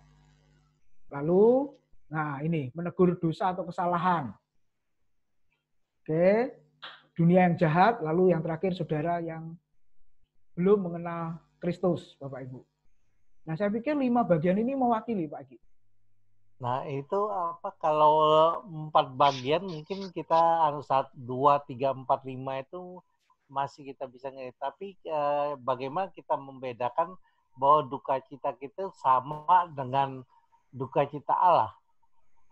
Itu yang kadang-kadang kita nggak mengerti. Ya seperti kesaksian tadi Bu Sri, dia kan berduka cita karena pamannya belum mengenal Tuhan. Nah, apakah itu duka cita Tuhan sama dengan duka cita Tuhan? Atau bagaimana? Ya, begitu saya. Oke, yang lain Bapak Ibu bisa memberikan ini jawabannya, komentarnya, silakan. Ayo, Intan, senyum-senyum dari tadi. Silakan. Ya, saya nggak mengikuti dari awal, Pak. Baru selesai kuliah. Oh iya, iya, oh iya, ambil MTH soalnya. Ya. Luar biasa ini. Coba saya tangkap gini, Pak. Ya, untuk jawabannya Pak Eci. Kan tadi Pak Tim sudah jelaskan ya. Saya ngikuti sebentar tadi. Itu kan di ayat 11 juga saya baca itu kan Tuhan bersuka cita akan melihat kita Tuhan akan bersuka cita jika kita kan melakukan perintahnya, mengikuti kehendaknya. Tuhan akan berduka cita kalau kita tidak mengikuti kehendaknya. Dan saat kita melihat seseorang tidak mengikuti kehendaknya, di saat itu jugalah Tuhan berduka cita. Jadi dukanya cita Tuhan ya prioritasnya ini. Yang dikasih tahu Pak Tim itu sudah jelas sih. Saya rasa sih begitu, Pak. Oke, ketika tidak taat, ya Tuhan berduka cita. Mungkin kita senang, ya gitu ya. Kita tidak taat firman, kita melanggar firman, kita senang.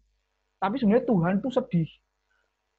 Tuhan berduka cita. Kenapa anakku ini yang sudah aku tebus dengan darahku sendiri, kok tidak mentaati? Padahal kita tahu firman-Nya, tapi kita tidak melakukan.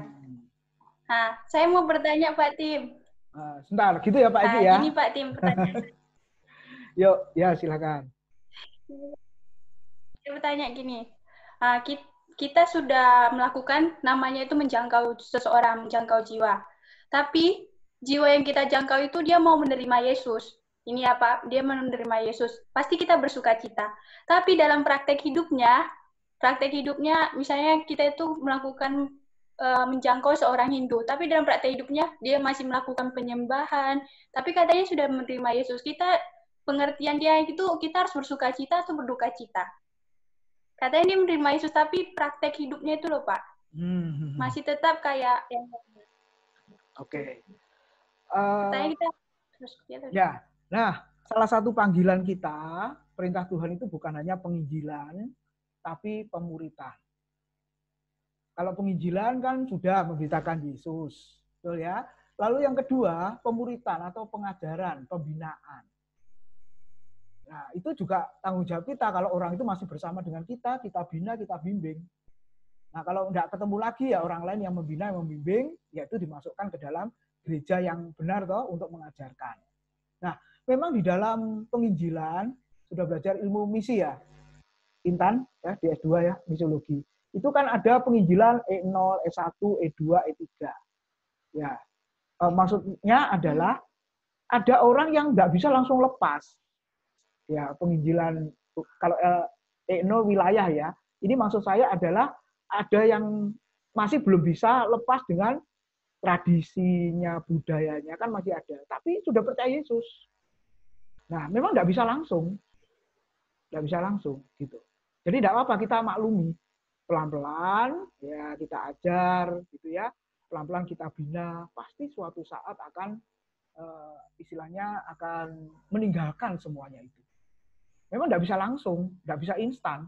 Kan perubahan itu setiap saat, setiap waktu, setiap hari. Ya, pembentukan proses setiap saat, setiap waktu, tidak bisa instan. Nah, satu contoh nih, saya pernah ketemu orang, ya, usahanya itu judi, Bapak Ibu. Tapi aku ngasih persembahan besar loh Pak ke gereja. Tapi itu tadi hasil judi. Ayo, kalau saudara jadi saya nasihatnya gimana? Stop Pak judinya. Loh, kalau judinya stop tak tutup, maka yang pertama karyawanku bagaimana? Mereka kalau langsung dapat kerjaan, ya nggak apa-apa. Lah kalau nggak dapat kerjaan, jadi nganggur. Apalagi karyawanku punya keluarga. Terus bagaimana? Terus yang kedua, gerejamu nggak tak support lagi. Dia bilang gitu ya, saudara. Nah, saya hanya memberi nasihat begini. Oke, sambil jalan, sambil memikirkan usaha yang lain. Saya ngomong gitu. Nah, ini orang luar pulau, kaya sekali Bapak Ibu. Ya, kaya sekali. Nah, usahamu, uangmu itu ya kamu pakai untuk usaha lain lah. Lama-kelamaan yang ini kamu tutup, yang ini kamu buka, karyawanmu kau pindah kerja di sana. Saya mengatakan seperti itu. Jadi tidak bisa langsung di stop begitu. Faktornya banyak. Ya. Nah, nanti kalau orang itu tiba-tiba langsung bertobat ya, nanti dimusuhi saudaranya dan lain sebagainya kan pelan-pelan. Ya, kalau kita pelayanan di Madura itu, saudara-saudara, saya dulu pernah ke Pamekasan ya. Gereja itu sudah lama, tapi ya jemaatnya hanya 40-50 Bapak Ibu. Ya. Asli penduduk di situ beberapa ada. Ya, beberapa ada. Lalu mereka ya masih pakai baju seperti biasa. Supaya apa? Kalau dia keluar tidak dicurigai kalau ke gereja. Yang lain pendatang. Ya. Tapi sebagian tidak banyak Bapak Ibu ya, berapa keluarga di antara di gereja itu. Saya tanya, kenapa kok masih pakai baju seperti ini? Oh iya Pak, harus. Supaya saya tidak ditolak, diusir, diperlakukan yang semena-mena. Nah, itu kalau di dalam ilmu misi itu namanya kontekstualisasi. Percaya Yesus, tapi nggak langsung dicopot semuanya, akhirnya ditinggalkan semua tradisinya, enggak. Ada waktu-waktu seperti itu. Ya, nggak apa-apa, makanya perlu dibina terus. Nah, itu Intan. Ya. Jadi ya sambil kita doakan ya ada perubahan, tapi ya terus diajar, dibina terus. Nah, sama seperti ini, saya pernah ketemu jemaat yang merokok dan minum. Gitu ya. Boleh nggak Pak merokok sama minum? Ya boleh aja, mulut-mulutmu sendiri dan lambung-lambungmu sendiri saya bilang. Gitu ya. Lo sampai berapa bungkus loh Pak, minum juga sampai berapa botol. Ya terserah. Saya ngomong gitu ya. Sebab kalau hari itu langsung saya tolak, oh dia enggak mungkin ke gereja lagi tuh. Ya, dia enggak akan mau ke gereja lagi. Ya sudah biarin aja. Nah, lama-kelamaan ya saya sering waktu itu kalau besuk gitu ya mesti pembinaannya jalan. Ya, masalahnya untuk apa toh kalau itu ternyata motivasinya ngerokok apa itu kan macam-macam Bapak Ibu. Nah, yang terakhir berguna enggak? Ya pakai bahasa Alkitab. Ya, seperti itu loh. Jadi pelan-pelan begitu. Ya, proses seperti itu. Nggak usah jauh-jauh lah jemaat yang kita layani. Ayo, ngerti semua. Kita sudah khotbahin, kadang juga muncul loh. Itu kan materi-materi yang sudah lewat itu sebenarnya. Ya, kenapa kok masih ditanyakan lagi loh? Kadang gitu. Saya sama Pak Abang itu kadang juga merasa, loh, ini yang lalu sudah diajarin, ngerti, ditanyakan lagi loh. Kadang begitu ya. Seperti itu. Terus menerus. Ya, seperti malam hari ini, Mbak Ibu, PH kita, walaupun eksposisi kan, coba, materi kita ini bisa kadang mengulang yang lama-lama gitu ya, enggak apa-apa. Gitu. Oke, itu ya, Intan ya. Mungkin yang lain bisa menambahkan, Iya, Pak. Mbak Ibu, silahkan.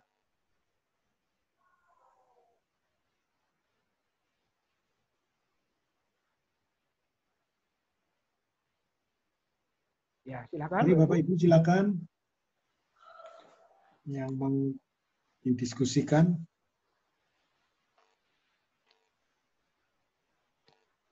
Mari.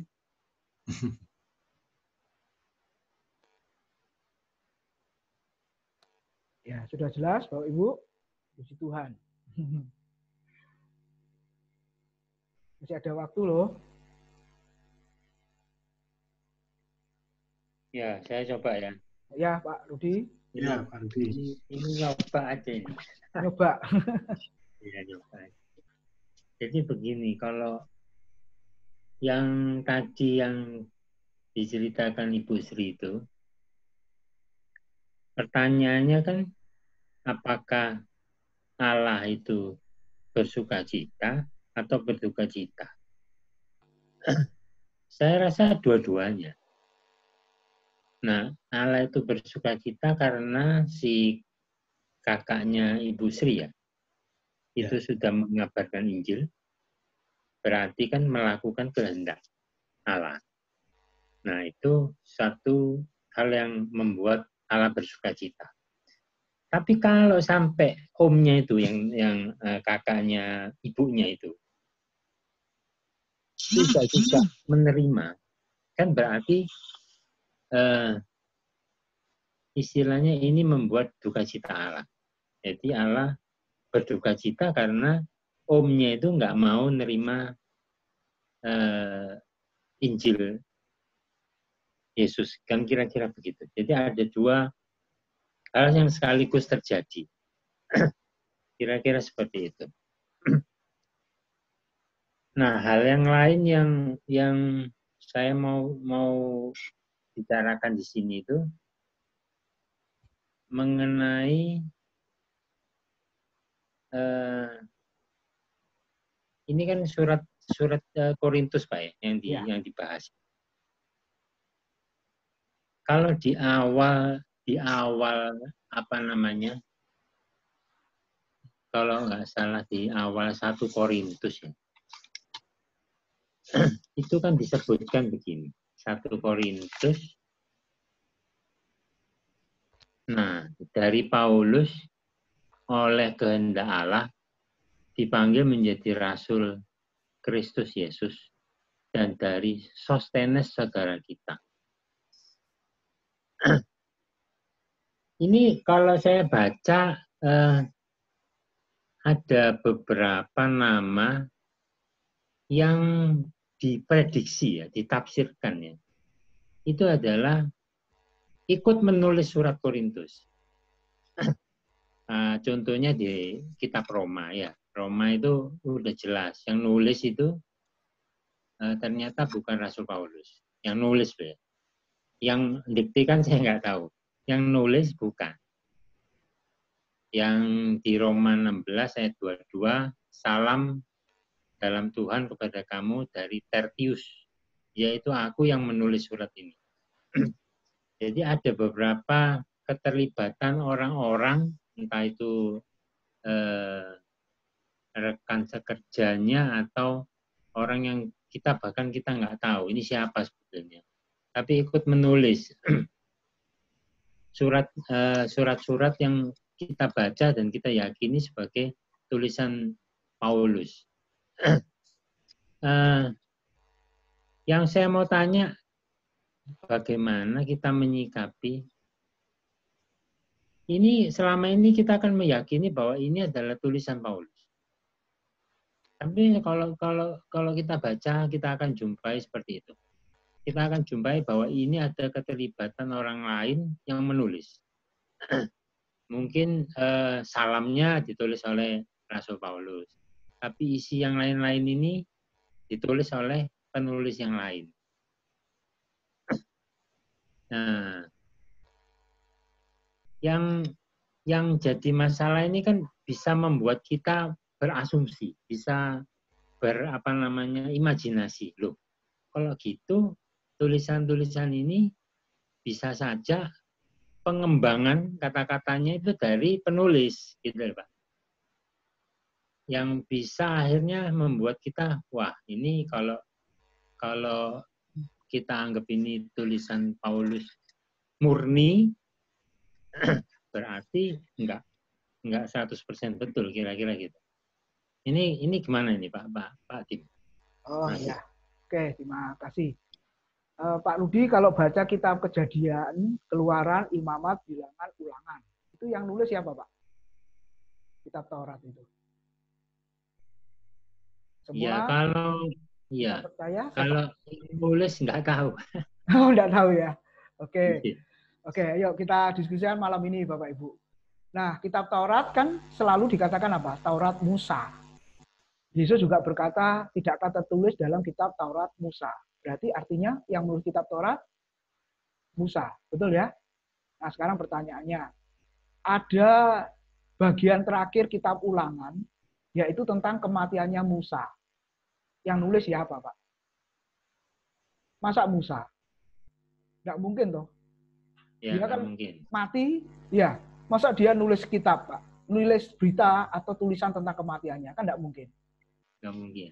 Iya, toh. Nah, jadi kalau kita lihat di situ, di dalam PL, kemungkinan besar dan penafsir sepakat Yosua yang menulis tentang kisah kematiannya. Nah, jadi itu kitab Musa. Lalu belum nabi-nabi yang lain, Yesaya, Yeremia, Yeskiel, Daniel. Jadi yang disampaikan Pak Rudi tadi betul. Jadi apa artinya penulis itu bukan murni nulis, enggak Pak. Memang. Seperti Paulus juga ketika dia di dalam penjara gitu atau di mana, memang dia mendikte. Nah, orang itu yang nulis. Seperti itu. Tapi kita simpulkan itu adalah tulisan atau karya dari Paulus, Yesaya, Yeremia, ya, Yeskiel dan lain sebagainya. Betul. Jadi tidak murni, apalagi berita tentang kematiannya. Di saat tidak mampu lagi seperti Paulus kan terakhir-terakhir sudah nggak sanggup lagi. Sudah apa istilahnya usia plus kondisi di penjara, ya gimana mau tulis? Betul enggak? Nah makanya surat dalam penjara itu kemungkinan besar ketika rekan-rekannya besuk, Bapak Ibu, Paulus mendiktekan. Gitu loh. Makanya seperti siapa yang besuk dalam penjara, Timotius atau Titus pun, ya, Epaphroditus juga, Trofimus ya, itu ketika mereka ada di dalam penjara, ya mereka yang tulis, Paulus yang mendiktekan, Bapak Ibu. Seperti itu Pak Rudi. Nah, tapi disimpulkan itu tulisannya Paulus. Nah, persoalan apakah ditambahi sama yang nulis, kita mesti ingat, kita belajar Alkitab, di biologi ya, memang Tuhan itu memakai penulis itu dengan apa? Kapasitas, kemampuan yang dimiliki oleh sang penulis itu. Nah, jadi pakai gaya kepribadiannya yang bersangkutan. Makanya variasinya kan banyak ya tulisannya itu. Tapi jangan lupa, idenya kan tetap satu, Pak Rudi, dan juga yang lain. Nah, kita nggak boleh ngomong, oh ditambahi dengan ide pemikirannya. Loh, kalau ide pemikirannya dipimpin oleh Roh Kudus, itu tetap firman Tuhan. Loh. Seperti itu, Pak Rudi. Jadi bukan berarti ditambah yang berbeda dengan maksud Tuhan, maksud Roh Kudus, bukan. Karena kita sudah punya presuposisi bahwa Alkitab adalah firman Tuhan, ide agungnya adalah Roh Kudus sendiri. Lalu memakai para penulis dengan berbagai latar belakang, pendidikan, dan lain sebagainya. Nah, seperti itu, Pak Rudi. Mungkin yang lain bisa menambahkan, Bapak Ibu. Oke, terima kasih, Pak. Yang lain lanjut. Ya, masih. Silakan yang lain, Bapak Ibu.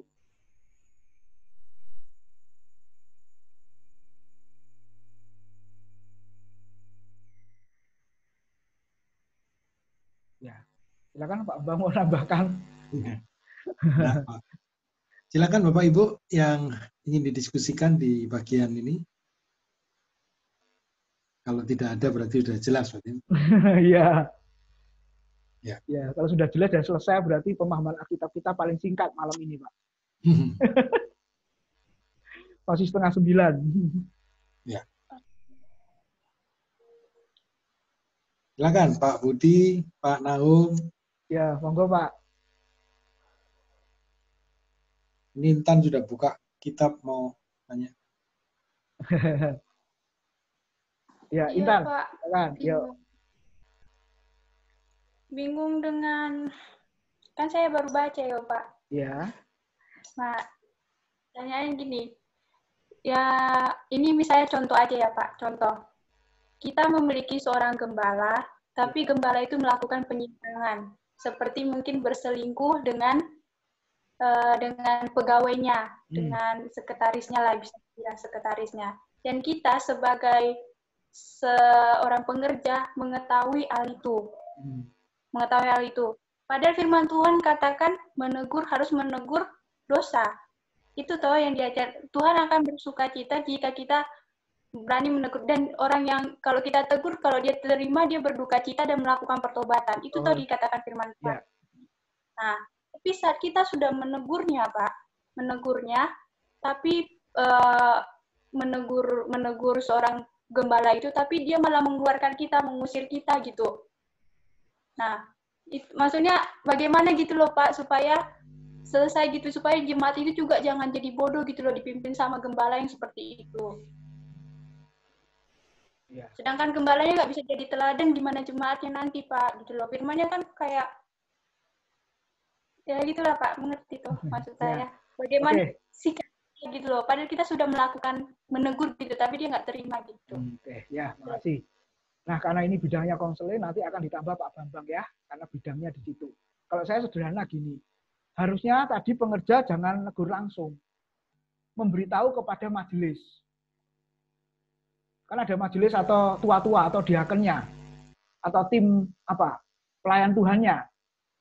Masa ya dalam itu kayak konspirasi gitu loh, Pak, majelisnya juga kayak menutupi dan mendukung. Oh gitu ya. Bagaimana itu, Pak? Wah, kalau gitu Pak Bambang yang jawab. Konseling ini soalnya. Yuk silakan. Padahal kan menegur dosa. Iya, harus. Terus ya 11 juga dipertugas nanti kita akan melakukan kejengkelan, apa gitu, merasakan memang, tapi kan ya, tetap menegur, tapi jangan langsung, ya melalui orang lain. Karena kita nggak punya power. Gitu. Siapa kita? Nanti akan dinilai, kamu ini siapa? Gitu. Kamu belum lahir, aku sudah jadi hamba Tuhan. Kan bisa digitukan. Apalagi maaf, ini pelayanan di luar pulau.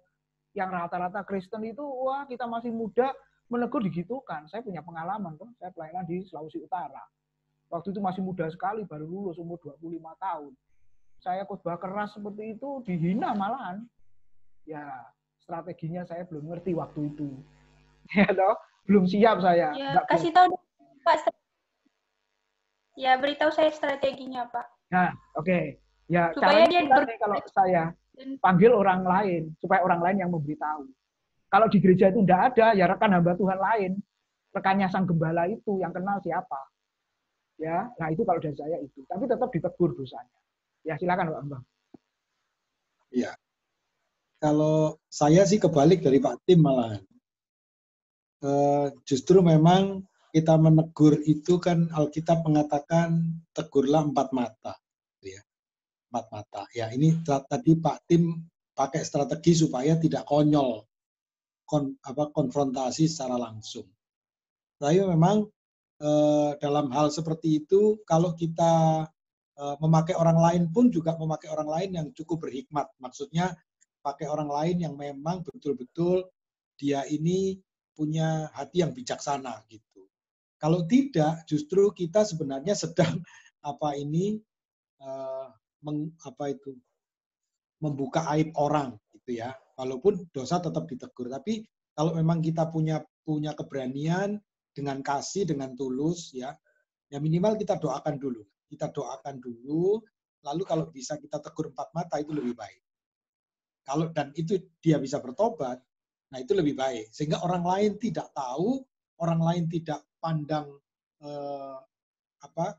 dosanya yang itu, tapi dia cepat bertobat, selesai. Ya, itu masalahnya menurut saya. Nah, tapi apa yang Intan ceritakan tadi itu sudah menjadi bagian yang benar yang sudah dilakukan. Jadi soal majelisnya juga menutupi itu dan lain sebagainya, ya memang kalau kalau kita diusir dari tempat itu, ya justru usiran itulah yang harusnya membuat kita sukacita karena kita diusir bukan karena kesalahan kita, tapi karena kebenaran kan. Jadi yang tadi disampaikan ini realita kehidupan kan gitu. Jadi ada semacam itu duka cita yang sebenarnya dikehendaki Allah. Duka cita kenapa? Duka cita karena melakukan kebenaran. Kan begitu. Jadi memang tidak serta-merta kenapa kalau kita menegur lalu orang itu tidak bertobat sehingga jemaat juga tertipu dan lain sebagainya, majelisnya juga tambah nutupin lain sebagainya.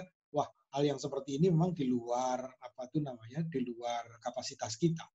Tapi paling tidak bagian kita sudah kita lakukan sesuai dengan Alkitab. Ya, tegur dengan 4 mata. Kalau mereka masih menyangkal, ada saksi dan lain sebagainya. Itu yang urutan-urutan itu. Ya, tapi kalau kamu negur, kamu diusir, ya itu bagian yang poin yang disampaikan Pak Tim. Yaitu duka cita yang harus kita nikmati. Karena apa? Karena itu duka cita karena melakukan kebenaran. Saya pikir itu duka cita yang dikehendaki Allah karena kita sudah menegur dosa kan begitu ya. Menurut saya sih itu ya. Berarti duka cita yang bagus ya Pak. Ya, oke. Ya, makasih Pak Bambang. Nah, itu tadi pemikiran saya yang saya lihat, kisah nyata di Surabaya juga ada yang begitu. Nah, kenapa sang pengerja ini harus bertahan? Karena ternyata Bapak Ibu Tuhan izinkan ini pengerja naik jadi gembala, Pak. Kalau seandainya dia langsung keluar, dia mungkin kemungkinan jadi gembalanya nggak ada. Ternyata sang pengerja ini sampai hari ini jadi gembala. Tapi ya dia nggak ingat saya, itu masalahnya. Nggak ngundang saya sampai hari ini.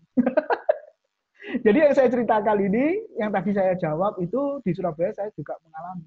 Temen ini, ya temen, saudara. Jadi saya juga sedih gitu. Kamu ini kurang apa sih? Ya, gaji besar, sudah dapat fasilitas mobil waktu itu ya. Sudah enak di antara kami semua, dia paling enak lah hidupnya. Ya, tapi hidupnya nggak benar begitu. Nah, akhirnya gimana solusinya? Yaitu tadi sang pengerja tidak ngomong langsung, tapi dia ya memang waktu itu diakennya majelisnya tidak kompromi, gitu ya.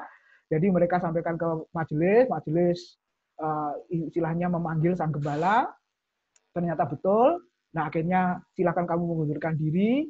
Lalu sang majelis nulis surat ke sinode, kami minta gembalanya sang pengerja ini. Nah, gitu Pak. Jadi macam-macam ya, tergantung situasinya juga Bapak Ibu. Kalau bicara konseling ini memang susah. Makanya saya sama Pak Bambang jawabannya saling melengkapi tadi ya. Kasus yang mana itu? Nah, gitu ya. Puji Tuhan. Yuk, banyak dosen ini, mantap ini. Silakan yang lain, masih ada waktu Bapak Ibu. Pak Budi mau sampaikan? Ya, mic-nya Pak masih. Kalau ada. Oke. Ya, Pak Budi. Terima kasih Pak Tim. Shalom untuk rekan-rekan sekalian. Kami mohon maaf sebelumnya kalau beberapa kali pertemuan kami tidak bisa mengikuti karena ada kegiatan di luar kota beberapa hari yang lalu ke Sidoarjo. Nah, Bapak Ibu, Pak Tim, Pak Bambang dan rekan-rekan yang lain, kami tidak ada pertanyaan sebetulnya, namun ada pengalaman yang justru pada saat kondisi yang semacam ini, kami memang mengadakan pelayanan di luar dengan beberapa teman. Ada satu tim gitu, Pak Tim. Bersyukur kalau kemarin tanggal 8, Tuhan memenangkan jiwa, menumbuhkan benih-benih firman itu kepada jiwa-jiwa yang dimenangkan. Ada 6 jiwa yang dibaptis, ya, bersama dengan Pak Nahum, kami juga. Kemudian nanti tanggal 22, itu juga akan mengadakan baptisan lagi. Kemudian nanti pada tanggal 30. Saya terkadang berpikir begini, Pak Tim. Justru pada saat kondisi yang seolah-olah, ya, dalam tanda kutip, kita tidak diperkenankan untuk berkumpul, kita tidak diperkenankan untuk seolah-olah bertemu dengan yang lain. Justru pada kondisi yang semacam ini, Tuhan menumbuhkan benih-benih firman Tuhan itu. Sehingga kami merasakan ada satu keberanian yang lebih begitu, Pak. Karena bisa melaksanakan amanat agung, meskipun pada saat demikian baptisan, siapa jemaat ini yang akan memelihara begitu. Artinya kita serahkan kepada gereja-gereja yang terdekat. Seperti kemarin tanggal 8, itu ada 3 gereja yang jiwanya harus kita serahkan. Karena memang kami dengan tim, dengan Pak Nahum, itu sepakat untuk benih itu kita taburkan. Biarlah Allah yang menumbuhkan.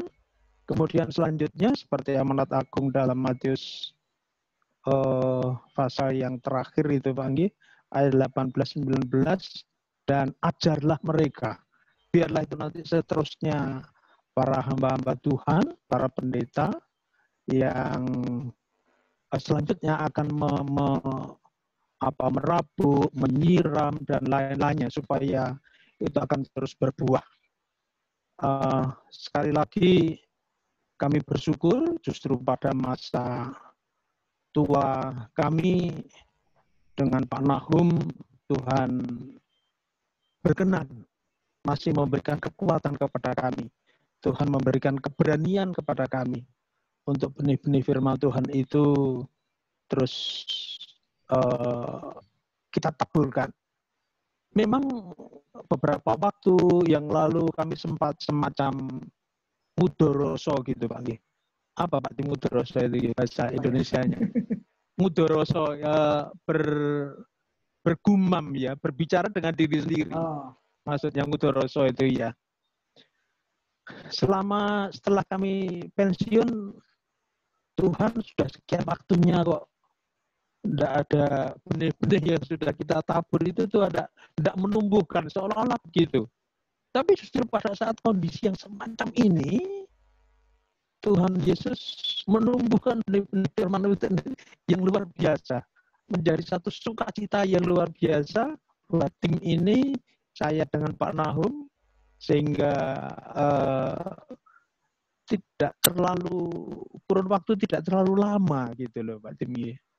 Jadi tanggal 8, kemudian tanggal 22 nanti, kemudian tanggal 30 nanti. Karena itu tempatnya berbeda-beda, jadi masa bertumbuh, terus kita pelihara, kemudian kita mencari organisasi gereja terdekat, kemudian yang membaptis itu juga para pendeta yang gereja terdekat ini, dan kita hantarkan sampai ke tempat baptisan. Kalau di Kediri yang dari Posarang itu Pak Tim. Oh iya. Mestinya besok gitu ya. Mungkin itu Pak Tim yang kesaksian yang bisa kami sampaikan. Dan kami juga terus mohon dukungan doanya supaya tetap Tuhan memberikan kekuatan, Tuhan memberikan hikmat, memberikan kebijaksanaan pada masa pandemi ini. Kami sendiri juga Tuhan dibentengi terus, dan firman Tuhan harus ditumbuhkan sesuai dengan kehendaknya. Terima kasih Pak Tim. Ya, puji Tuhan. Makanya ingat satu ayat itu, aku menanam, Apolos menyiram, Allah yang memberi pertumbuhan. Allah yang menumbuhkan. Berbahagia Pak Nahum sama Pak Budi melihat pertumbuhannya atau melihat hasilnya. Kan ada hamba Tuhan yang nggak melihat hasilnya. Yang penting menyampaikan firman. Gitu ya. Makanya senang sekali kita melihat hasil, Bapak. Senang sekali. Karena apa? Ribuan malaikat kita bersuka cita. Betul. Amin. Amin. Iya Pak Tim. Ya, saya juga pernah menyaksikan. Tapi mungkin juga Pak Tim, nun sewu. Mungkin juga ini saya dengan Pak Nahum ini sudah yang kesekian kalinya, mungkin juga begitu juga. Mereka yang dibaptis itu kemungkinan sebelumnya juga sudah mendengarkan firman Tuhan. Jadi pada saat kami datang, kami menyampaikan, iya kan? Seperti misalkan, karena otoritas Allah yang menumbuhkan itu. Amin. Sebelumnya kami tidak tahu siapa yang menabur gitu. Mungkin itu juga Pak Tim. Ya. Terima kasih. Ya, saya masih ingat Bapak Ibu ngajar PA 8 orang. Saya pikir udah percaya Yesus semua. Ternyata ada yang satu belum percaya Tuhan. Ketika PA selesai, akhirnya dia ambil keputusan. mau percaya Tuhan. Loh, bayangkan firman Tuhan yang 1 jam disampaikan itu, diajar itu, bisa ini loh Pak Ibu. Nah, waktu itu saya bersuka cita sekali. Karena saya melihat hasilnya, karena saya yang pimpin doa untuk terima Tuhan, hati. Itu sukacita. Walaupun pulang, waktu itu posisinya dari Ngagel ke Wiguna, Bapak Ibu ya, itu naik motor kehujanan, tapi saya bersuka cita. Saya hanya berpikir satu hal saja, 1 jiwa bertobat, ribuan malaikat di surga bersuka cita. Itu luar biasa. Jadi seolah-olah saya kehujanan malam-malam itu nggak peduli. Nah, itu yang saya saksikan. Tapi sampai hari ini nggak pernah ini lagi, Pak. Ya karena di kelas masalahnya, Pak. Di kelas di SDT gitu ya. Jadi rata-rata sudah percaya Yesus, tapi mereka dapat berkat dari pengajaran. Nah, itu. Yang lain saya berharap Bapak Ibu mengajar, memberitakan. Mungkin kita nggak tahu gitu ya. Di yang lain waktu yang akan datang berapa lama lagi kita nggak tahu. Tapi intinya adalah tetap kita beritakan. Ya, amin. Oke, masih ada satu lagi. Setelah itu kita akhiri. Cukup, Bapak Ibu? Ya. Oke, closing Pak Bambang, kalau sudah nggak ada. Pak Tim. Oh, Pak Wendy, ya. Sedikit aja, Pak. Ya, Tuhan. Pak, ya kalau kita lihat Paulus kan memang level imannya kan sudah begitu luar biasa, Pak ya. Iya. Penderitaan pun sudah menjadi sukacita bagi dia. Iya. Nah, malam hari ini saya mau menodong Pak Tim ini. Kan saya membayangkan, Pak ya, seorang hamba Tuhan kayak Pak Tim gini untuk mempersiapkan satu khotbah atau ke eksposisi malam hari ini kan enggak gampang ya, Pak ya. Pasti juga mengalami penderitaan dalam tanda kutip, Pak. Betul. Kira-kira sukacitanya itu di mana, Pak? Oke. Cuma itu aja, Pak. Ya, terima kasih Pak Mungkin Wendy. Pak Bambang ada Pak Tim bisa kasih. Oke. Saya habis itu Pak Bambang. Ya, oke, makasih Pak Wendy. Nah, Bapak Ibu mungkin malam ini atau besok itu langsung dapat terima PDF-nya ya. Sebab ada satu yang berkata, PDF kok nggak dikirim-kirim ketika cek suhu, panasnya 40 Bapak Ibu. Pak Nahum itu ya. Nggak tahu Pak Nahum guyonan apa itu serius. Saya pikiran gitu ya. Tapi mana PDF-nya? Suhu saya 40 ini. 39 sekian, hampir 40. Waktu itu yang ngajar siapa ya? Oh besok Pak Bambang tuh siapa yang ngajar? PDF-nya kan mesti terlambat. Kalau saya mungkin malam ini, besok saya kirim gitu ya. Supaya suhunya turun gitu loh Pak Ibu. Enak, kita tinggal menikmati saja. Nah pertanyaan Pak Pendi tadi bagus sekali. Bapak Ibu, untuk diajarkan malam ini, memang persiapannya berapa bulan yang lalu. Kan saya yang menjadwal, jadi saya tahu kitab apa, pasal berapa, ayat berapa. Gitu ya. Dan pembicara yang lain, dosen yang lain sudah saya beritahu semua sampai Desember. Kitab apa, pasal berapa, ayat berapa. Jadi terus terang, kita persiapannya lama. Bahkan untuk yang akan datang nanti bulan September, saya kan pasal 12 itu. Saya sudah persiapkan sekarang, tinggal finishing. Jadi kalau ditanya menderitanya seperti apa, ya memang bukunya pindah. Ya, seperti Pak Kevin pernah berkata, baca tafsiran, ya toh, buku-buku yang lain yang mendukung Bapak Ibu Saudara. Ya itu yang kita lakukan. Makanya maaf sampai hari ini kan member buku baru ya, jadi otomatis langsung dikirim dan lain sebagainya. Ya, itu kalau di sisi lain orang melihat memang menderita. Ya anakku sendiri aja ngomong, apa ini buku segitu banyak ya.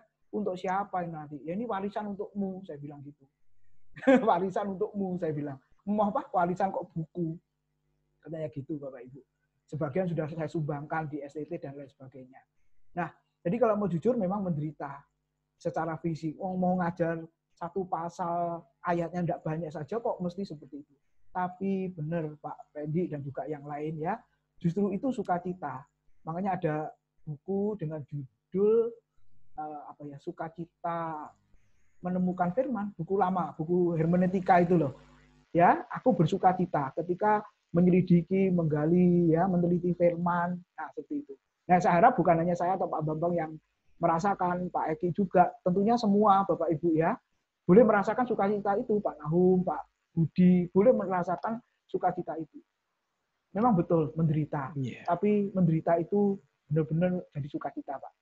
Kalau enggak, nanti penggaliannya kita enggak dalam, enggak tajam gitu loh. Kalau asal aja ya bisa, tapi kalau enggak ada referensi apa, kita nggak dalam nanti jemaat nggak dapat berkat nanti gitu ya. Nah, kami berharap Bapak Ibu yang ikut belajar ini dapat berkat gitu. Ya, mutiara. Nah, itu dari saya. Saya serahkan Pak Bambang terakhir dan sekaligus menutupnya, Pak ya.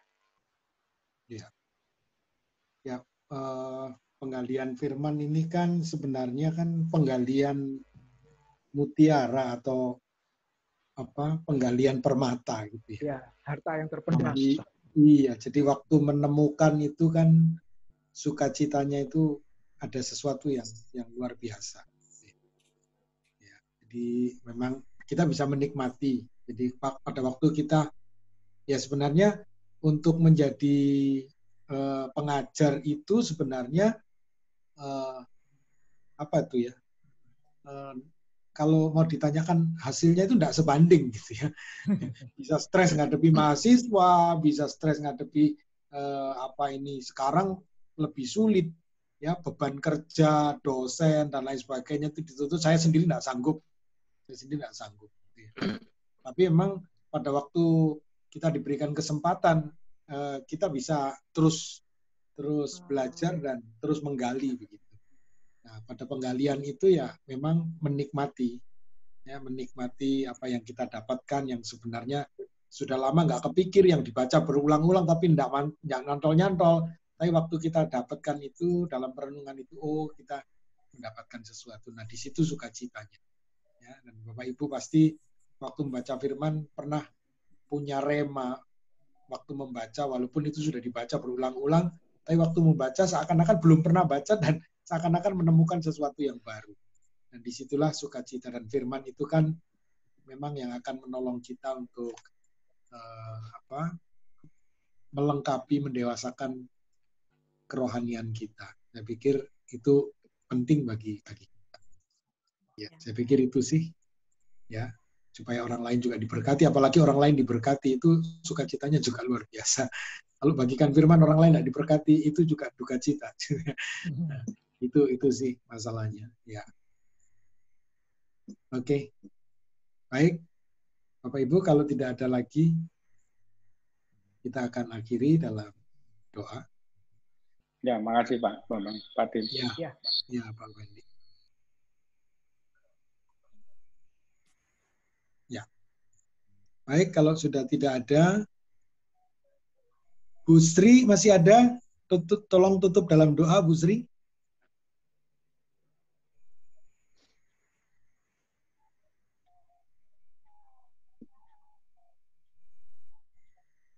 Siap, Pak. Oh ya. Tolong tutup dalam doa, Bu Sri. Ya. Mari kita berdoa untuk mengakhiri sesi pembelajaran kita pada malam hari ini.